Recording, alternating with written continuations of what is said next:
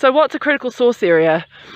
Critical source area is the low point in paddocks where the water flows when it rains. Sometimes they're referred to as ephemeral waterways, sometimes intermittent waterways, although intermittent waterways officially have like a stony base, so they're more like a creek. They don't, you know, grow grass and stuff in the bottom.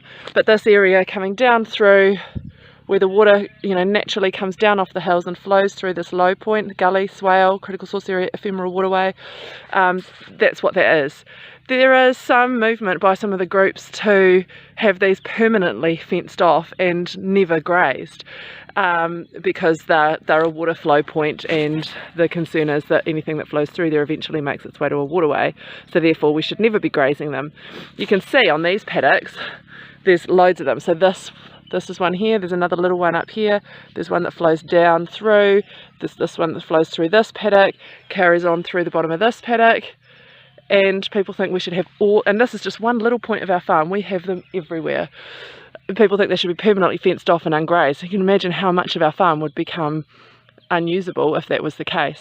And this is my argument for why you don't have to. What's important is what happens to the water by the time it gets to the waterway. So yeah, it flows all the way down through here, flows through this bottom. We've got some lambs in this paddock, so they're grazing through the critical source area along the bottom of here too. See, it carries on along there.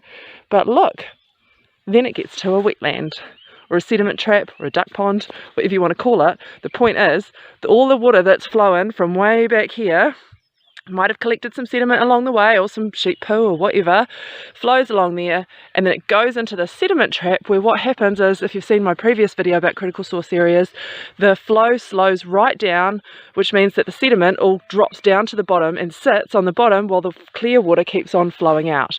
And it's only got one more paddock to get through, in our case, before it leaves our farm, goes through several open ditches through neighbours' paddocks before it gets to a waterway.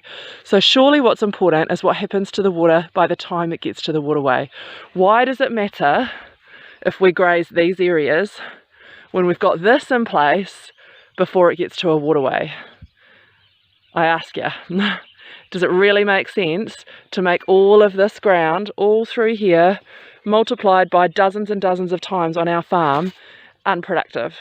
I don't believe it does. I can't think of a single justification for it. Interested in hearing it.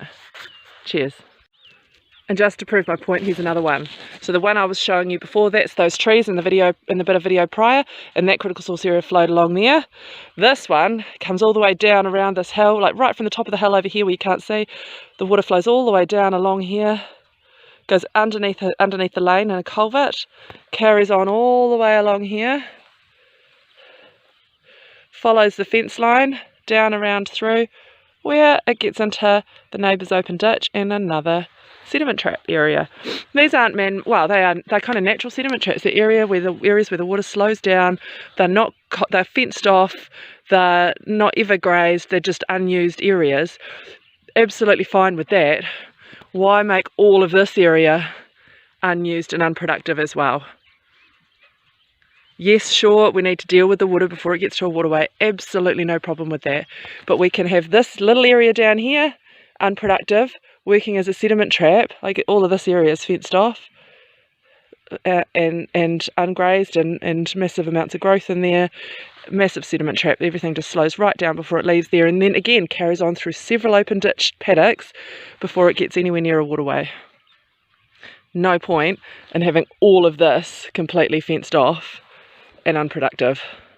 And again, that's just, I've now shown you 2 locations on our farm that do this. We would have so much unused ground. Cheers.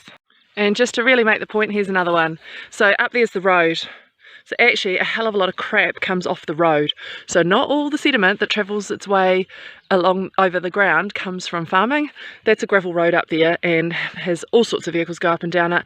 And we take the runoff of that as we're obligated to, and that's just part of it. But that all comes down this critical source area, under the lane, through a culvert, carries on along here, goes around the bottom of the hill there, bottom of our lane, carries on along around the other side of this hill and joins up with that sediment trap I just showed you previously. That's where I was just standing just before over there, showing you the water flow there. This one joins up with that and again makes its way to a sediment trap. Once again, absolutely no value in having all of this area unproductive, because we're dealing with the water quality before it leaves our farm.